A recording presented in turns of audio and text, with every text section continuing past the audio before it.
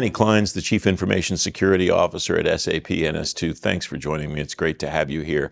What's the trajectory look like as far as how agencies are approaching cloud security, how they're incorporating the FedRAMP program into their strategies for security in the cloud and so on? That's a great question, right? So what we are seeing is that there are a lot of frameworks that are currently being updated to accommodate what's going on right now. I've been in this world for a long, long time and started when there were just the mainframes in the basements, right? It was easy then.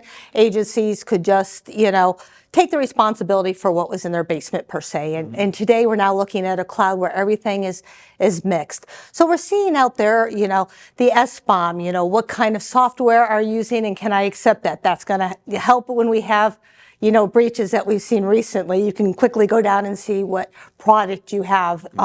We're looking at FedRAMP 20X, of course. I mean, that's the big talk in the town right now. How do we move it?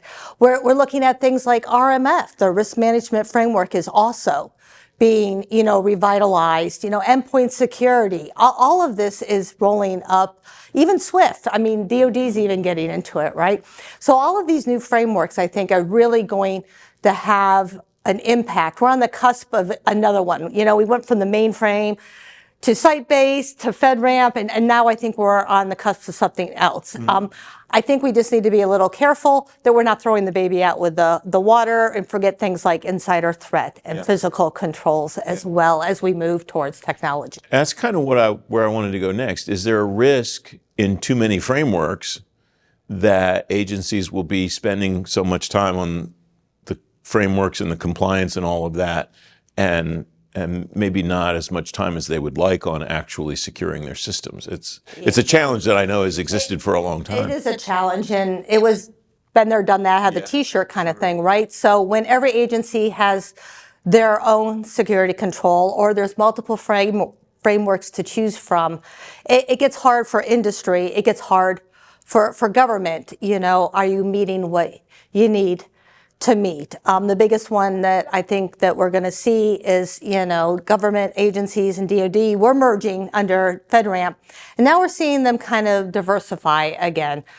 But one way or another, I think at some point, all of these are going to have to merge, to your point, or people are going to start picking and choosing. What's the best thing that industry can do to help government wrap their arms around all these things that are going on right now? I think the industry, since we're the ones doing all the innovation with the technology, right, we need to be at the table. We need to play.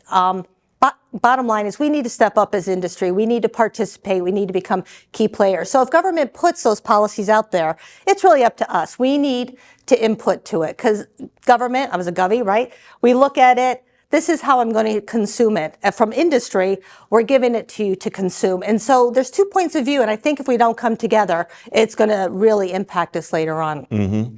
How can government help you do what you just described? What information can they share with you? What advance notice about policy and so on would be helpful, do you think?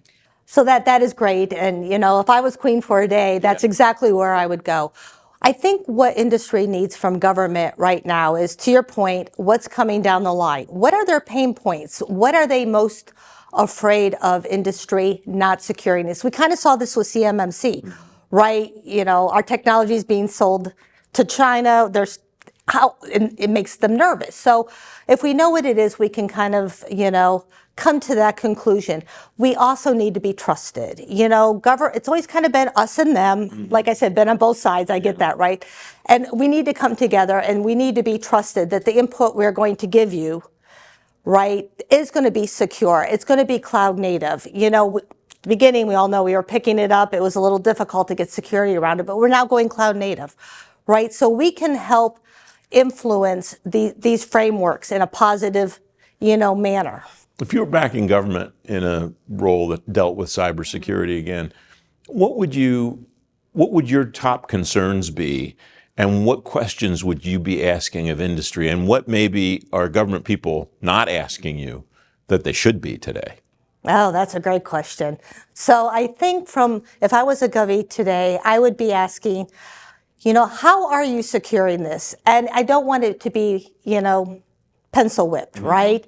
You're just telling me that it is, but really, are you looking, do you understand the intent of the security control? Anybody can read it in black and white, right? But we can't really see it from an intent. You know, there are different ways to get to the final answer, and I think government forgets to ask that. I also think that if I was, government, I would ask industry, how can you make me feel more secure? Now that I'm losing control is a good word, I guess. I am no longer running the scans myself. I am no longer involved day to day, and this is going to make me nervous as a govie. What can you do to help make me feel, more secure? So that's where I think I would go with that. It's great to have you here. Thanks for joining me today. Okay, thank you so much for having me. I appreciate it.